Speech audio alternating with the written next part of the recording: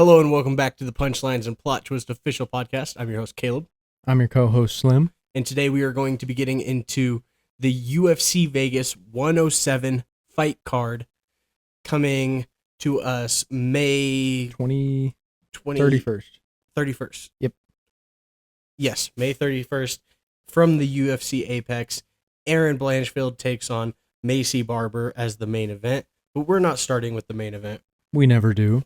We're going to start all the way down at the bottom. Exactly. With Ryan Dos Santos versus Alice Ardalan. Mm-hmm. Let's get into it. Where are you going? We haven't even started.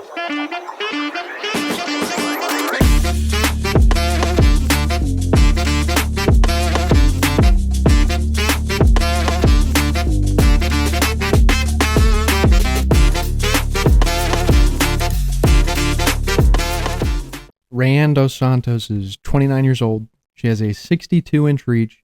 She lands 4.3 significant strikes per minute and lands at 45%. She averages 0.3 takedowns per fight and has an accuracy of 12.5. It's pretty bad. She has a pro record of 14-8 and a UFC record of 0-2. She lost both of her fights by split decision. Insane. She is going against Alice Ardalan. She is 33 years old. She also has a 62-inch reach. She lands just under 5 significant strikes per minute and lands at 48%. But she averages 1 takedown per fight and has an accuracy of 40%. She has a pro record of 9-7 and a UFC record of 0-2 as well. Not much I can say about this one. This is going to be a fight to see who keeps their contract and who goes to the unemployment line for sure. Yeah, it's a hard one for me to pick, but I'm leaning towards Ardalan. I think her striking is just a little bit better than Dos Santos because I don't think either of them really would want to take this fight to the ground. Yeah, I think Ardalan has good striking. She's got good counters, and she can absorb a lot of damage. She's very tough. But her wrestling and ground game are kind of mid at best. And Dos Santos has the same skill, I believe, on the mat. Just subpar, mid at best. Can stay alive for the most part. But I think the difference in this fight is going to be Dos Santos' heavy hands in the fact that she mixes it up really well and she can keep pressure on her opponents even when she's losing the fight. She can keep that pressure on her opponents. And I think for a fight for her job, she's going to keep that pressure on Ardalan the whole time. And in her last fight, or the fight previous to that, we just watched her get KO'd by... She technically got KO'd by Melissa Martinez, even though the ref let it continue because he thought it was a low blow. Yeah. She did technically get KO'd in that fight, and I think with somebody as heavy hands as Dos Santos has, I think that's going to be a problem. So my pick's Dos Santos. It's not a super confident pick, but Dos Santos is going to be my pick for that one. Very valid. I really could see it going either way. It's a close fight to me. I'm just slightly leaning towards Ardalan, but it would not surprise me at all if Dos Santos goes in there and dominates. For sure. The next fight we're going to get into is Markel Morderos versus Balaji Oki at the lightweight division. Markel Morderos is 28 years old and has a 69-inch reach. He lands 3.75 significant strikes per minute and lands at 54% accuracy. He has a professional record of 10-1 and a UFC record of 2-0. His most recent fight being a split decision win over Austin Hubbard on the UFC Mexico card, Usyk versus Moreno. He is on an 8-fight win streak as well. Balaji Oki is 29 years old and has a reach of 73 inches, lands at 5.6 significant strikes per minute at 45% accuracy. He averages 2 takedowns per fight and has a takedown accuracy of 75%. A pro record of 9-2 and a UFC record of 1-1. His most recent fight being a submission loss to Chris Duncan in 2024. I think this is an entertaining fight. I think Medeiros has a lot of components you want to look for in a young contender. He's got good striking. He's got pretty good counters. He does fight with his hands low and gets hit a lot, which is something that you don't love to see. But he does seem to have a pretty good chin with that, so it kind of balances out. He's got decent power. He's got good pressure against his opponents. He's decent in the clinch, but he really just holds guys in place with some takedowns. The takedowns that he does have are good. He has good pop-up when he gets taken down. He can be controlled on the mat, though, by high-level wrestlers. And his takedowns of his own are just okay. Oki, on the other hand, is a very, very, very good counter striker. He can bring the pressure to his opponents if he chooses to. He has lots of volume. He mixes in his leg kicks really well. He's a volume puncher. He's not a one-punch kind of guy, but he will put a lot of hits out on you. He's got a good chin, and he's got decent wrestling all the way around. I see the fight playing out on the feet, and I think I take Oki winning this one, probably by KO, if not by decision. Absolutely. But I don't think Medeiros is walking out alive at this one. I absolutely think either way this goes by finish, and I 100% agree with you. Oki is winning this fight. As long as he brings the pressure early. I like both of them. I really do. And I could see knockout on the other end too. Mm-hmm. But I just think Oki's the better fighter. His counter-striking's really clean. His defense is really good. I feel like he mixes in the wrestling well too. And I feel like that's going to be a big factor in the fight. I feel like most of it's going to play up out on the feet, but he's also going to have that threat that he can take down as well. If he can get his takedowns, because, what is it, Medeiros, right? Mm-hmm. Medeiros' takedown defense is 85%, if I remember. So it's pretty good. Yeah. That's based off 2 fights, though, also, to be fair. Yeah, to be fair. But from what we've seen in the UFC, he's hard to take down. Yeah, hard to take down. But if Oki can get takedowns in there, which I think he can, it's 100% his fight. Absolutely. All right. We got Kurt Hollabaugh versus Jordan Levitt in a lightweight match. Kurt Hollabaugh is 38 years old and he has a 70-inch reach. He lands 4.6 significant strikes per minute and lands at 58%. He averages 0.66 takedowns per fight and has a takedown accuracy of 33%. He also has a submission average of 0.8 per fight. His professional record is 22-9. He has a UFC record of 2-6. And his most recent fight was a decision loss to Alexander Hernandez. Jordan Levitt is 29 years old. He has a 71-inch reach. He lands 2.5 significant strikes per fight and lands at 73%. He averages 2.1 takedowns per fight and has a takedown accuracy of 25%. He also attempts 1 submission per fight. He has a pro record of 11-3 and a UFC record of 4-3. His last fight was a submission loss to Chase Hooper back in November 2023. But I do not hold that over him because I just think Hollabaugh's washed up, honestly, and I feel like Levitt's jiu-jitsu is good enough to take him on the ground. You're wrong. I'm not wrong, dude. You are so wrong. I'm putting that in as a lock. Yeah, no. Kurt Hollabaugh is washed, dude. Kurt Hollabaugh is not washed. You will Kurt see. Hollabaugh is a scrappy fucking fighter. He likes to keep his chin down, and he likes to fucking brawl. He's a dirty boxer in the clinch with KO potential. He's a decent wrestler. I'll give him that. He's not a great wrestler, but he has enough to stay alive. And, I mean, we did see him get laid on by Trey Ogden for 2 rounds. Oh, yeah. But he has enough to stay alive, and Trey Ogden was not able to submit him, even though he tried again and again and again. And he has a good fucking gas tank. If he can't knock you out, he's going to tire you out and then submit you. He does have submission potential in this fight as well. And he's just got a chin on him, man. He does occasionally make questionable IQ decisions, but against a guy like Jordan Levitt, who is a pure jiu-jitsu nerd.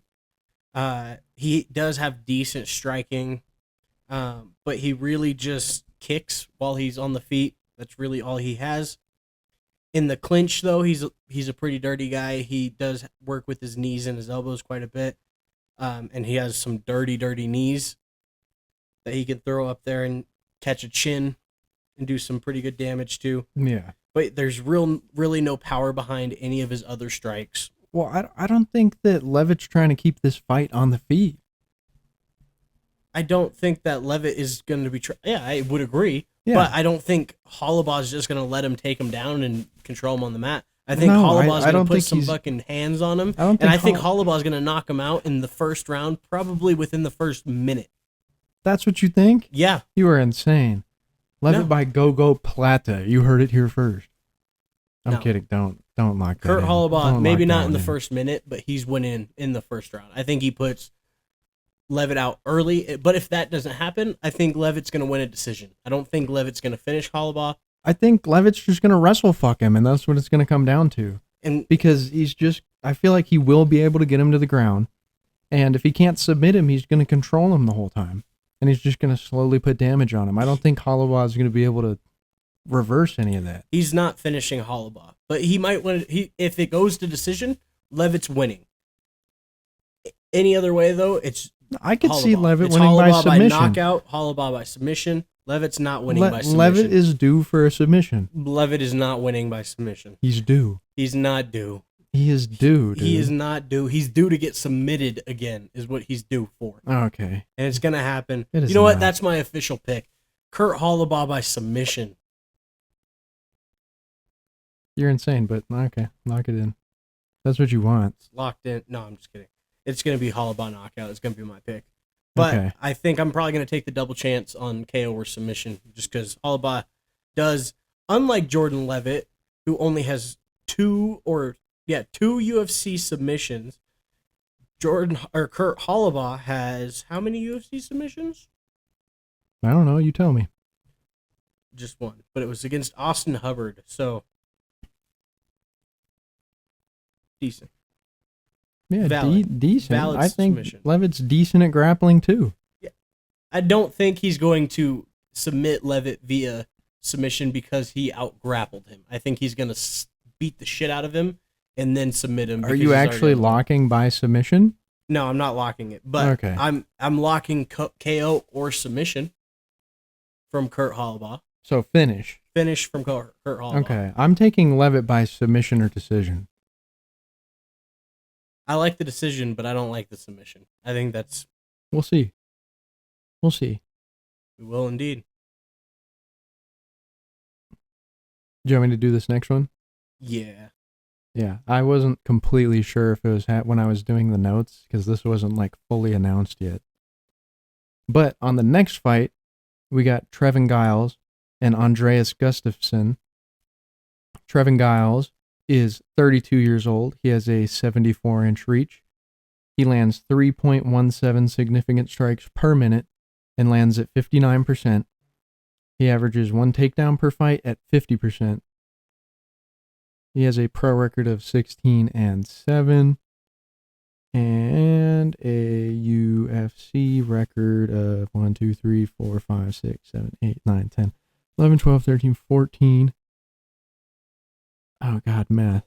6, 5, 7. 7-7. And his last 3 fights were all lost. One by decision, knockout, and submission. He lost by submission to Gabriel Bonfim, knockout to Carlos Prates, and he got decisioned by Mike Malo on the Moreno Albazi card. And then we have Andreas Gustafsson. Yes, Andreas Gustafsson, who is making his debut in the UFC on this fight. He is 34 years old, has a 73.5-inch reach. He lands 4.5 significant strikes per minute and lands at 77%.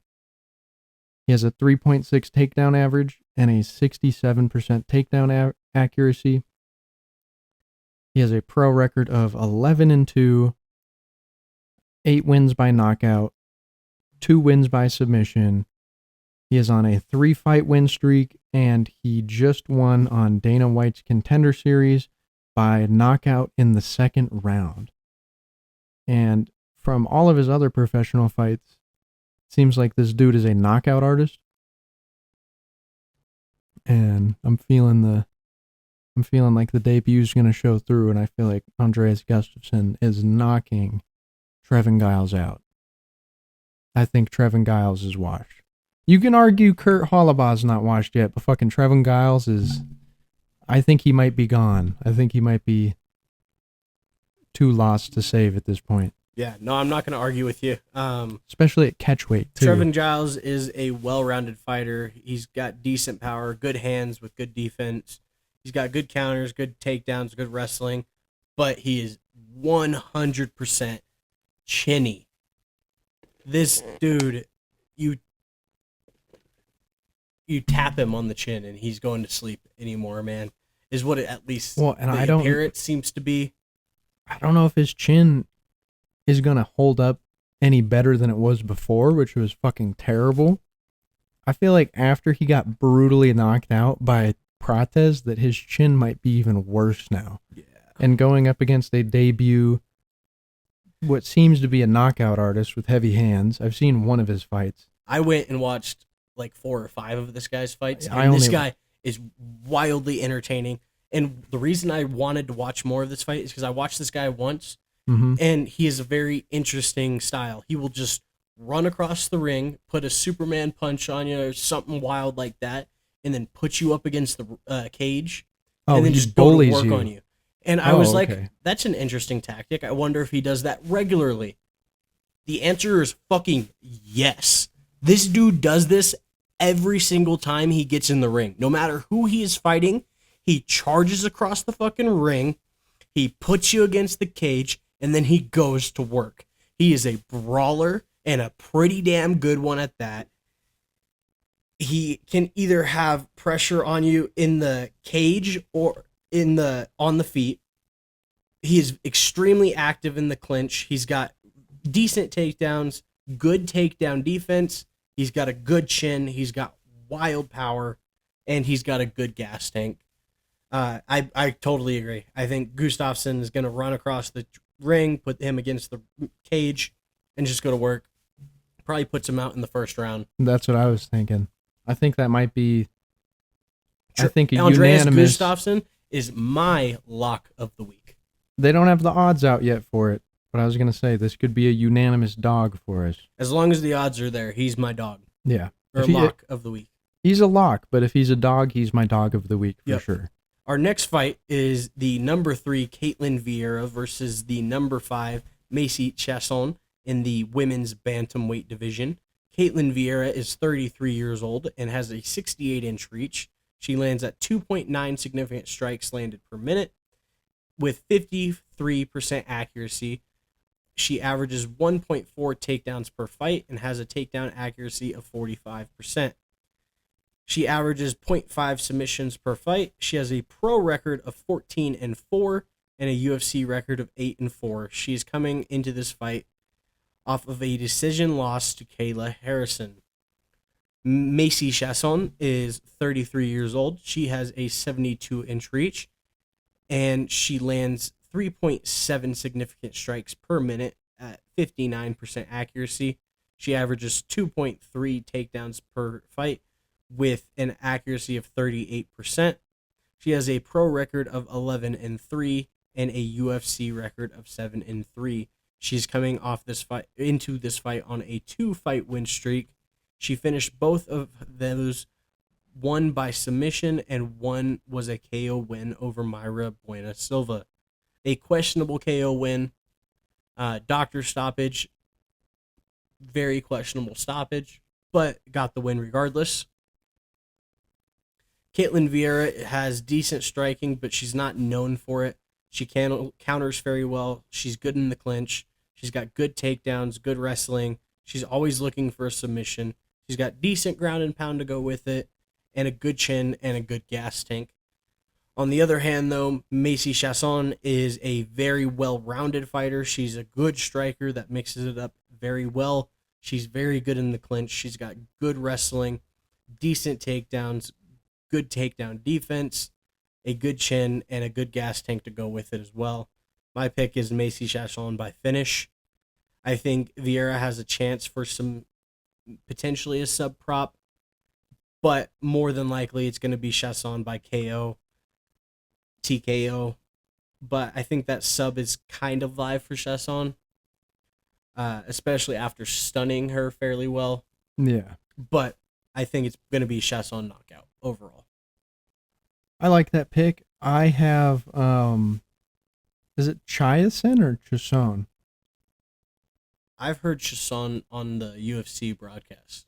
Chiasson. Chiasson. Okay. But I have Macy Chiasson by decision. I'm probably gonna just take the money line on her. I agree with you. But if I had to get specific, I don't think she will finish it, but I do think she will dominate this fight. She's 100% winning in my eyes. It's fair. Very fair. Yeah. I just don't see her taking her out. Unless it's early. I could see her getting an early finish, but if it goes the distance, it's Chiasson by decision. Yeah, I'd agree. All right. Going into the next fight, we got Jafel Filho and Alan Nascimento. Mm-hmm. Perfect. Filho is 32 years old and has a 68.5-inch reach. He lands 2.3 significant strikes per minute and lands at 52%. He averages 1.7 takedowns per fight and has a takedown average of 33%. He also attempts 2.65 submissions per fight. He has a professional record of 16-3 and a UFC record of 2-1. Both of his UFC wins were by submission. Alan Nascimento is 33 years old and has a reach of 69 inches. He lands 3.2 significant strikes per minute, and he lands at 69%. He averages 1.5 takedowns per fight, and he lands at 26%. He averages just under 1 submission per fight. His professional record is 20-6. He has a UFC record of 2-1. He has 1 submission in the UFC. He is coming into this fight off of a 2-fight win streak as well. And I think that Filho is pretty good. I think his wrestling's really good. His takedowns are pretty good. He's got good ground and pound. Like, he stays pretty active when it's on the mat. I don't think his striking's that great. It's decent. Like, he's not useless on the feet at all. But I think Nascimento would have a little bit of the edge on the feet. I definitely think that. What? Yeah. You think Nascimento has the edge on the feet? Are you smoking crack?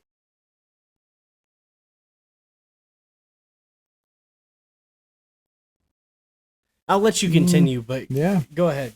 Yeah. I think Nascimento. Oh, wait, hold on. No, you're right. I had this all mixed up. Nascimento, I think, has the better edge on the ground. That makes more sense. Okay. I got the two mixed up. I think Nascimento has the edge on the ground. Filho has the edge on the feet. Overall, I'm taking... That tracks a lot more than... Yeah, you confused me. I'm like, why is that such a wild take? And then I had to read the intro again that I wrote, and I was like, oh my God, I've mixed the two up. So scratch that. That's a good clip right there. Yeah, no. We got to add some context in there. I'm not trying to look dumb on the clips. All right, but yeah, I feel like Nascimento is going to have the edge wrestling.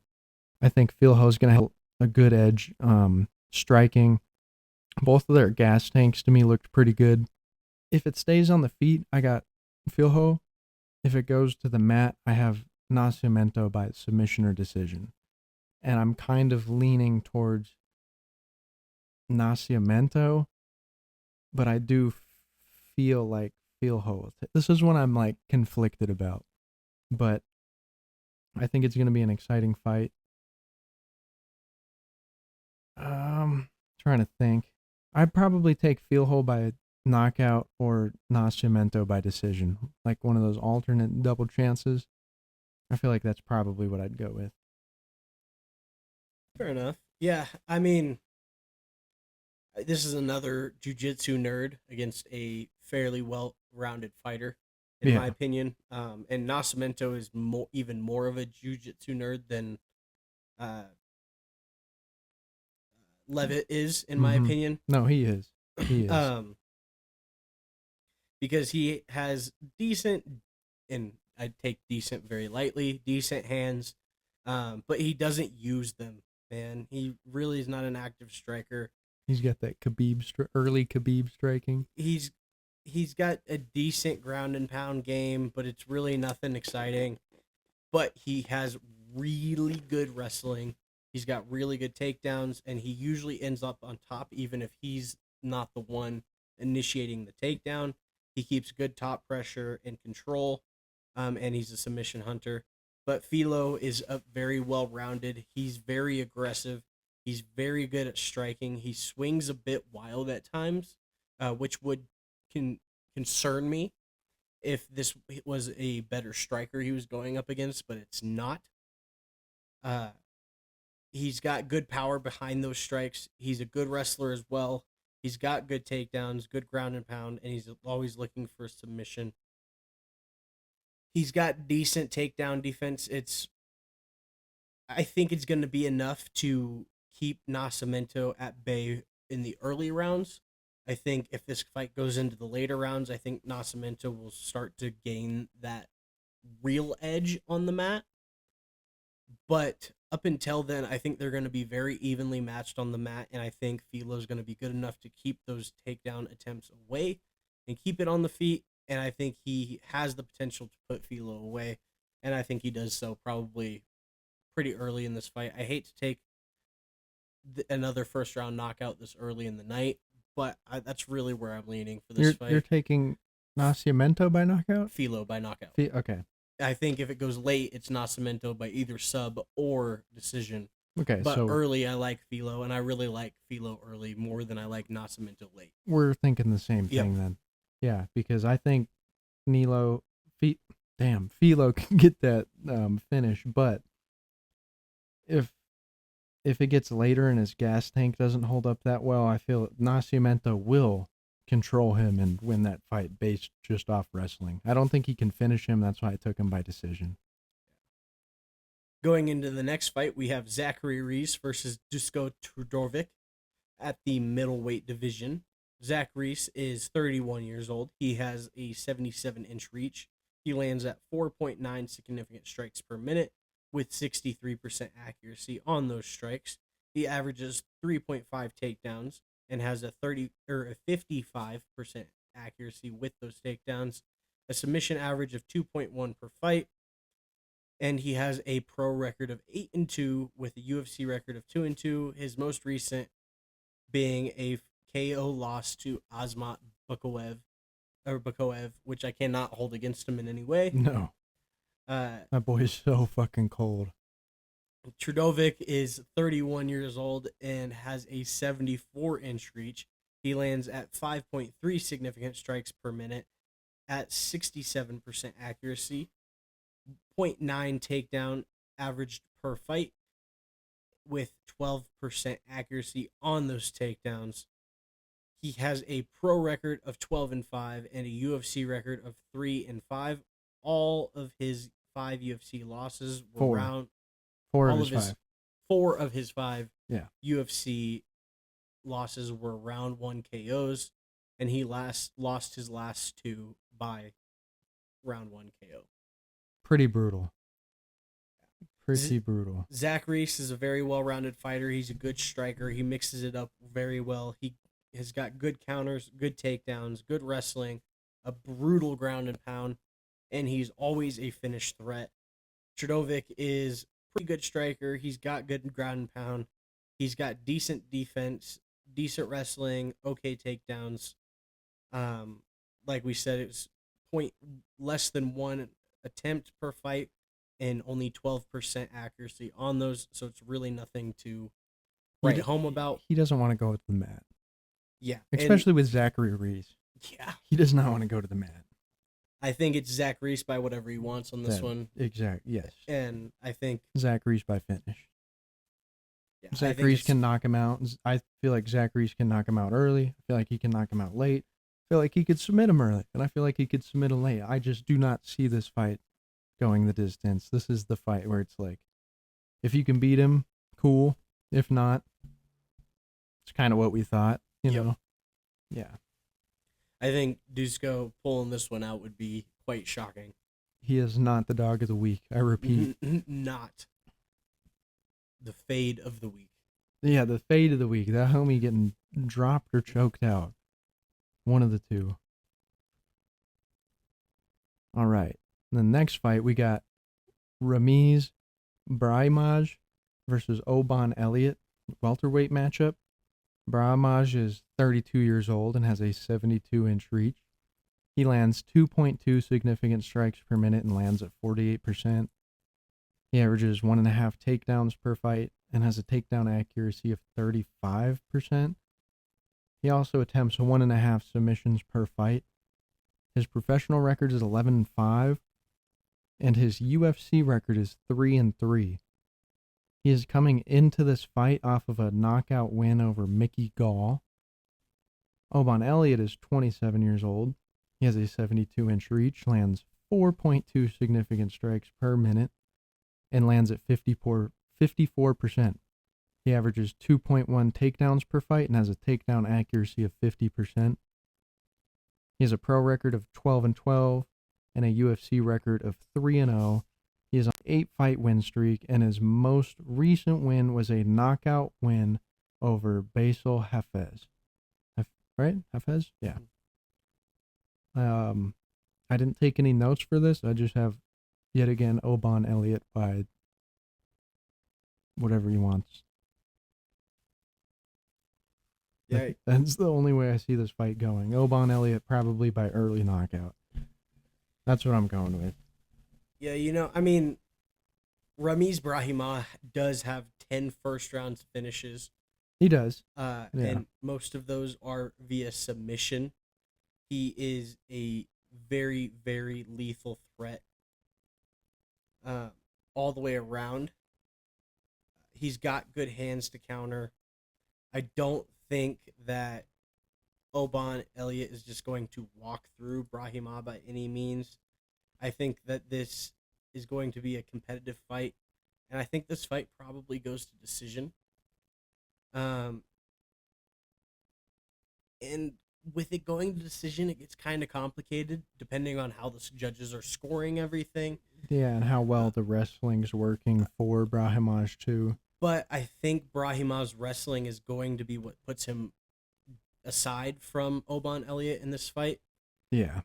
I do like Oban Elliott a lot. The Welsh gangster is a gangster. demon, He's and fucking cool. as long as Brahimaj can survive the early onslaught from Oban and show that he can withstand that power that Oban Elliott has, I think Ramiz Brahimaj will get his ground game going, and I think he can pull this one out. So I'm taking Brahimaj by decision on this one. I like it. I just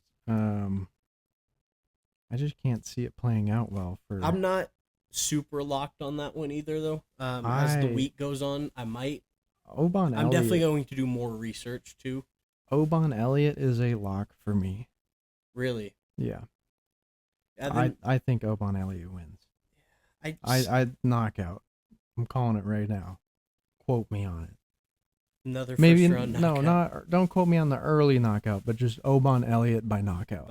Because I do feel like Brahimaj's wrestling will play a big factor into this fight, and I don't think because of that it will be early, but I overall 100% I'm sticking with Oban.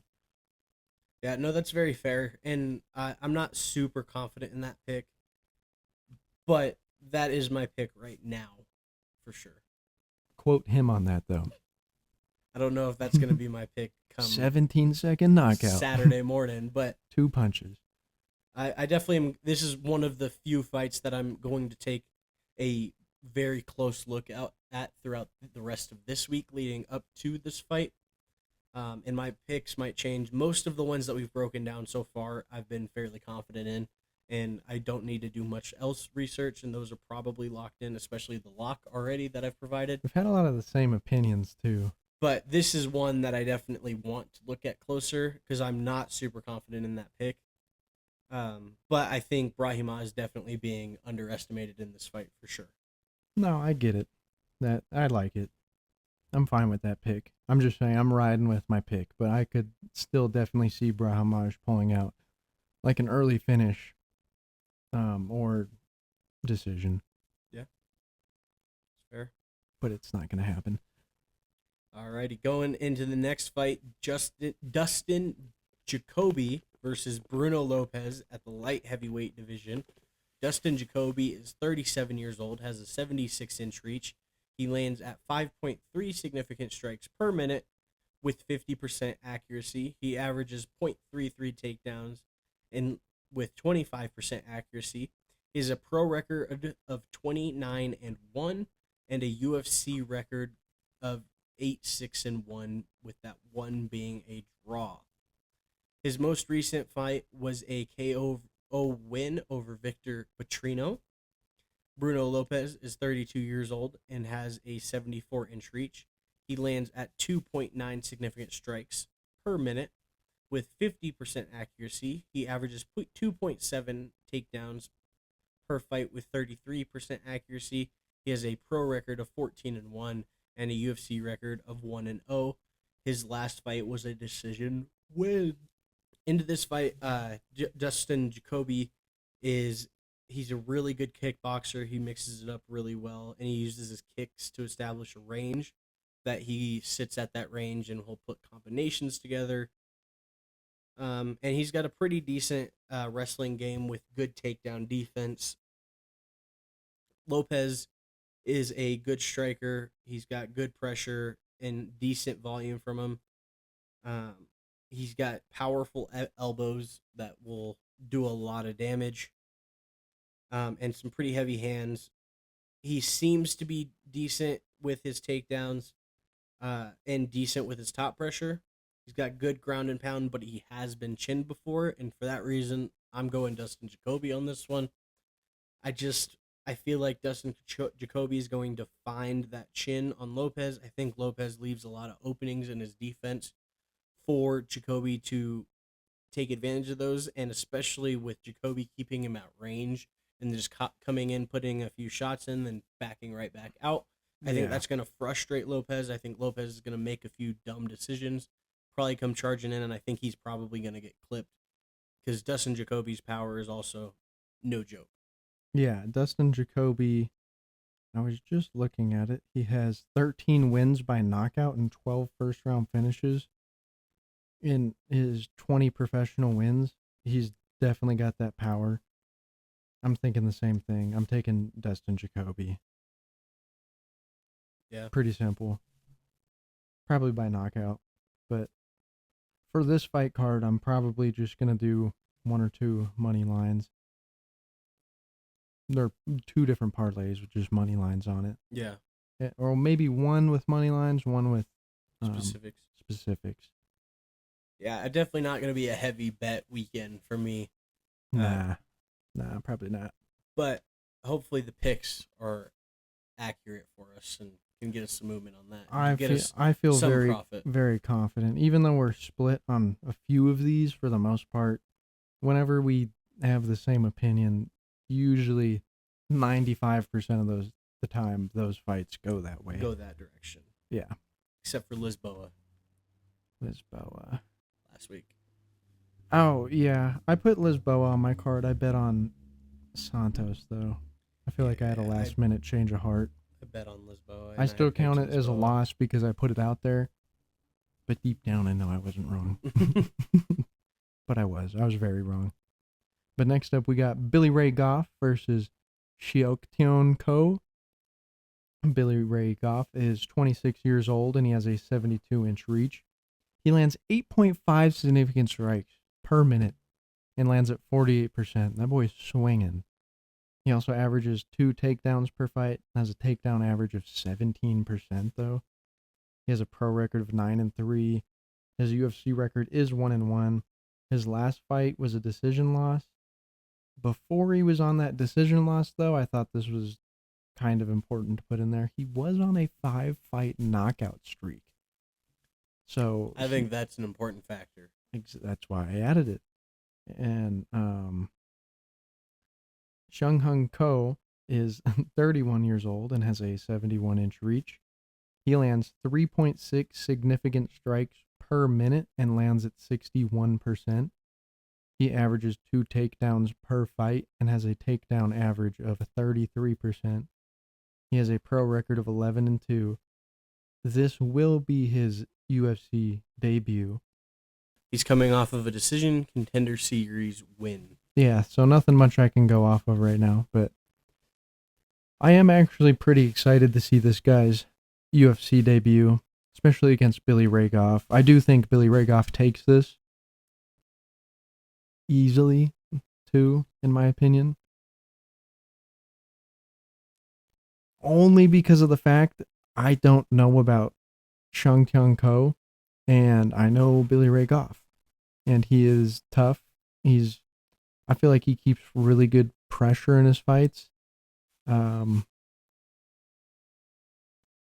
that's about it.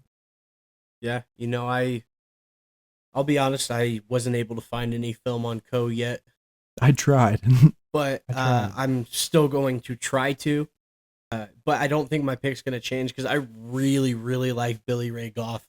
I think this guy's going to go very far. Yeah. I really like the way that this guy fights. It doesn't matter if you're 6 inches taller than him. He's going to find a way to put hands on you and dominate you for most of the fight. And I think that that's exactly what he's going to do to Ko. I think most guys in the contender series, if you're coming off a decision win, you're probably not going to be a knockout starch kind of guy in the UFC. There's some exceptions for sure. Oh no, there definitely is. And I do want to find some footage on this guy so I can get at least some form of a judgment on him. But I really don't think it's going to matter. Being coming off a decision win in the contender series, Billy Ray Goff is, in my opinion, very worthy of a contender shot in the UFC. So I don't think a guy coming off a decision win from the contender series is going to give him much of a challenge. I could be wrong, but I'm taking Goff by whatever he wants, probably by KO. That's what I'm thinking. I have the same. I think it is Goff by knockout. Probably not subject to change, but potentially. It's not going to change for me. I think Billy Ray Goff is too big of a challenge to give somebody making their debut in the UFC. They're not throwing him a can to fight to measure it. They're giving him Billy Ray Goff. I agree entirely. Yeah. Yeah. No, very, very, very fair point. I am 100% with you there, buddy. Yeah, that is a tough fight to be like, all right, I made it. And then you're like, oh, shit, I have to fight that guy? No easy money, brother. Speaking of no easy money, I'm praying Charles Oliveira pulls out and they make Moicano fight Topuria for the belt. Oh, man. That would be terrible. Sorry, that'd be terrible. Yeah. But I'm considering fading Topuria already. I can't do it if it's Moicano. I'm gonna fade. I think Moicano gets him. I don't. Easy money, brother. Dude, if Moicano does that, he instantly becomes a UFC goat. Oh yeah. Just fucking clips Topuria, dude. Oh, that'd be insane. Quite the storyline. And then he just gets smoked by Gaethje and then or Patty in as the a next minus fight. 1,000 favorite. Yeah, no. Topuria knockout odds are minus 700, 900. Hey, I'm taking that Oliveira knockout prop. I'm thinking about it. I know I should pick him by submission, right? But he said he's gonna knock him out, and he's illuminated by God. So we're going into the what can you do? Yeah. Speaking of lightweights, we got Mateus Gamrot. Oh, this is the co-main event. I forgot. I'm really excited for this one. It's number 7 Mateus Gamrot versus Ludovic Klein. Ludovic is not ranked. Gamrot is 34 years old. He has a 70.5-inch reach. He lands 2.25 significant strikes per minute, and he lands at 59%. He averages 5.25 takedowns per fight and has an accuracy of 35%. He has a professional record of 24-3 and a UFC record of 7-3, and he is coming off of a split decision loss to Dan Hooker. I know I'm supposed to wait until I read the other guy's list out. Going to a split decision with Dan Hooker and then fighting a non-ranked contender. I feel like that's a big jump in competition. But Ludovic Klein is 30 years old. He has a reach of 72.5 inches. He lands 3.8 significant strikes per minute, and he lands at 60%. He averages 1.7 takedowns per fight, and he has an accuracy of 51%. His professional record is 23-4-1, and he has a UFC record of 7 wins, 2 losses, and 1 draw. And he is coming into this fight off of a 4-fight win streak. I do think Ludovic Klein is good. I do. I think that he does have the potential to finish this fight. And if he does finish it, I feel like it'd be by knockout. I don't think that's going to happen, though. I think Gamrot dominates this fight. That's my pick. You know, I see it, and I think you're exactly in the same mindset the odds makers are for this one. But I think this one's going to be Klein, man. I think Klein is the perfect guy to put up against a guy like Gamrot. I think Klein is going to be the more active striker and the slightly more accurate striker in this fight.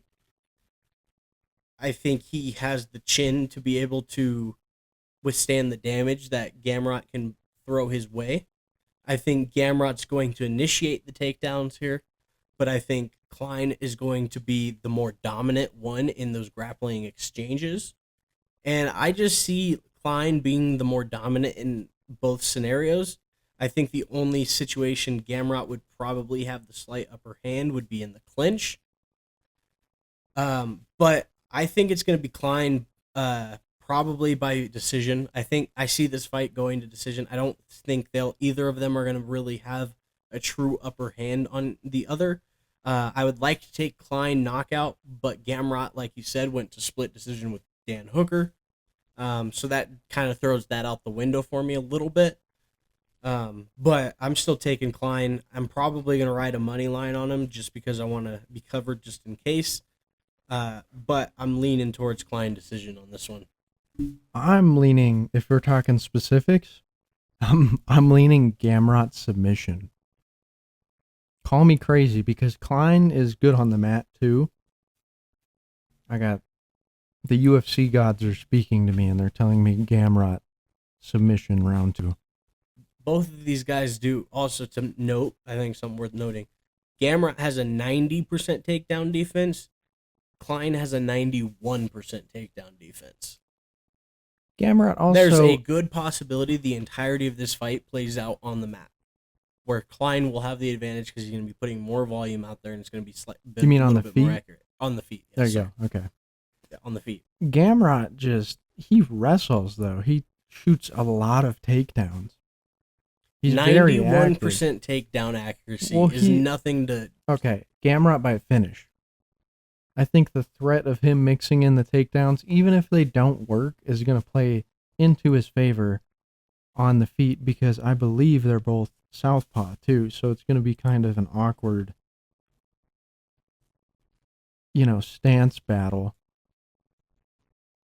Yeah, but when you get 2 southpaws, it's either very light on the feet because they're trying to figure each other out. Yeah, they're both southpaws. Or they figure each other out really quickly and it's just a banger fight. So I feel like it might be a little weird and slower on the feet. I could be completely wrong, but this is the way I'm seeing it. I see it being a little slower on the feet. Maybe not at first. I think at first they're going to go hard. But eventually one of them is going to try to wrestle. And they're both good on the mat. I totally think this fight goes to the mat. And I feel like if it goes to the mat, Gamrot wins. I don't think so, man. I really don't think Gamrot is just going to dominate Klein on the mat. I think Klein is going to keep it very competitive, and especially if they're wrestling in the later rounds, once they're sweatier and they're a little bit slipperier, I don't see a submission happening here, especially against a guy like Klein who can hold his own and keep himself safe. And he's also very much a submission threat of his own. No, I know. He's yeah. got 8 submissions or 8 submission wins and 9 KO wins. This guy is very well rounded, and I think I would agree that Gamrot's probably going to have the slight advantage as far as the takedowns go, but on the mat itself, I think that Klein's going to be the one with the actual advantage. And at the bare minimum, he's going to be able to keep himself alive and get top position, because that's something he does very, very well, is get that top position in that dominant spot I could see it. for the judges' scorecards. I see the vision. I just don't agree with it. We're going to leave it at that. You're not going to change my mind. Gamrot by finish. Klein is my dog of the week. You just had to go and do something stupid. Klein is my dog of the week, All right. as of right now. This is going to be If the odds this change is and going to he's be no longer a dog by Saturday, dude, that this kinda is going to be sucks, so bad because right after the fight card, we're going to be clipping each other's asses so hard on the wrongs we got wrong. But I'm going to be right on all of mine, so be prepared for that. Going into the main event, we have Banger. the number 4 Aaron Blanchfield taking on the number 5, fighting out of Fort Collins, Macy Barber, in the women's flyweight bout. I don't know if she's fighting out of Fort She's Collins. probably not fighting out of Fort Collins anymore, but she is from Fort Collins. That's right. So, That's right. I'm going to check real quick. Hold on. I'm just curious. Oh, her team is Fort Collins Martial Arts. So, to me, I believe it looks like she trains in Fort Collins. there we go. Yeah. Aaron Blanchfield is 26 years old and has a 66-inch reach advantage, or 66-inch reach. She lands at 5.2 significant strikes per minute with 53% accuracy. She averages 1.8 takedowns per fight with 33% accuracy. She attempts 0.8 submissions per fight. She has a pro record of 13-2 and a UFC record of 7-1. She's coming off of this fight on a win over Rose Namajunas by decision. Macy Barber is 27 years old. She has a 65-inch reach. She lands at 4.7 significant strikes per minute with 43% accuracy. She averages 1.4 takedowns per fight with 43% accuracy on that as well. She has a pro record of 14-2 and a UFC record of 9-2. She is coming on into this fight on a 6-fight win streak. You know, on paper, I understand that Macy Barber should lose this fight. Aaron Blanchfield is the more active striker, slightly less accurate, but still the more active striker. She can absorb more damage. She has the better defense. She's more active on the mat. She's got better takedown defense. And she's a submission hunter and a submission threat a little bit in this fight. But something about it is just telling me that Macy Barber is going to win this freaking fight, man. I might be biased just because she's from Fort Collins. But I've watched her for a long time coming up in her career, and she's on a 6-fight win streak, like we mentioned. I don't see this stopping here. I don't see Barber or Blanchfield being the one to stop the Barber train. I think, if anything, it's going to be a title contention fight where Barber's train finally gets stopped. She's extremely aggressive. She keeps pressure on her opponents. And she knows what she needs to do to win on the scorecards, if that's what it comes to. I know a lot of people like Blanchfield in this. I like Barber. Give me Barber all day long. This is the other one in contention for Dog of the Week. Top dog of the week. I agree. As long as the odds stay where they're at, it's between her and Klein for Dog of the Week. Yeah, odds are subject to change. If she ends up being the favorite, she's going to turn into a lock. She stays a dog of the week. Absolutely. I do have her by decision, though. Yeah, I think don't have her decision's by the finish. best. Yeah, I do have her by decision. I If would- we're talking specifics, I have her by decision. Yeah. But yeah, so hold on. That's one fight. Let me count these really quick. 2, 3, 4. Did you pick Oban in the Oban fight? No. Okay, 3, 4, 5, 6, 7, 8. 9 fights we agree on? Out of 12, Mm-hmm. it's not too bad. That's pretty good. So one of us is going to get 3 picks wrong. There's no in between. Alrighty. Well, that's going to wrap it up for this week's breakdown. Let us know in the comments down below what you guys are thinking and how you guys are feeling for this fight. Are you excited for this fight card? I know it's not the most star-studded card. I think it has the potential to still be a very good card, though. But we get Marab versus Sugar Sean after it. Exactly. The week following, we get an absolute banger fight card. We get to see Patchy Mix Mix makes his UFC debut. Baby. Yeah. And calling it right now, Patchy Mix by whatever he wants. Patchy Mix by brutal knockout or submission. Just brutal anything. Whatever he wants. I fucking hate Mario Bautista. He needs to put an end to that man, and I don't think he hate- will. I don't hate Mario Bautista, but I think Patchy Mix is going to put his lights the hell out. I know, what's his name? I was just talking shit about him. Zahabi that beat Mhm. Jose Aldo. I'll give him that. I think he could have won that fight, even though I think it was a robbery. That one was a lot closer. Fuck Mario Bautista. He stole one from Jose Aldo. Like a real one. He stole that one. Yeah. So Patchy Yeah. Mix needs to show him what a real win is and just I'm ready for it. That's Me too. Yeah. I'm very excited. also real quick. Did you see Marab broke his toe? I did. Do you think Sugar Sean's gonna do the good old Kamaru Usman and just stomp? Stomp. Stomp. That's what I would do, dude, on the broken toe. Yeah. It'd Because- be a good move. Even though he's gonna fight through it, absolute G. Yeah. I'm not Thank worried you. about it. Thank you for Anyone not who pulling is- out. Anyone who is worried about Marab pulling out for a broken toe, what the fuck are you smoking? Yeah, Conor McGregor did it. That's the machine. That's the Notorious versus the Machine. The notorious little bitch. Yeah. Yeah, Look at little bitch ass. yeah. Beat my ass, but I do think it's gonna have kind of an effect on him though.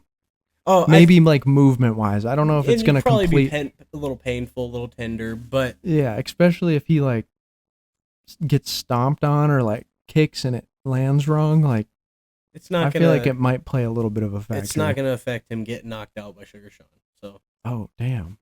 hot take. I guess we're gonna have to get into that Sneak into the peek next into one. next week's episode, but. yeah. Well, That's going to wrap it up for us today, boys and girls.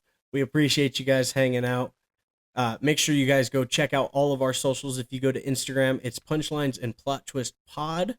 And in that Instagram, there's a link tree in the bio. That link tree has links to all 3 of our TikToks, the Punchlines and Plot Twist TikTok, which is the main podcast TikTok that has everything you're looking for, the Punchlines TikTok, which Slim here runs, and we'll have all things MMA involved on there. And then you have the Plot Twist TikTok, which I run, that has all things entertainment and Marvel DC nerddoms. It also has our Twitter. Yep. And our YouTube and our Spotify links where you can check out the full length episodes. It's probably where you're at right now. check out all of them. Make sure to like, Please. share, comment, subscribe. And we will see you guys next week. Peace.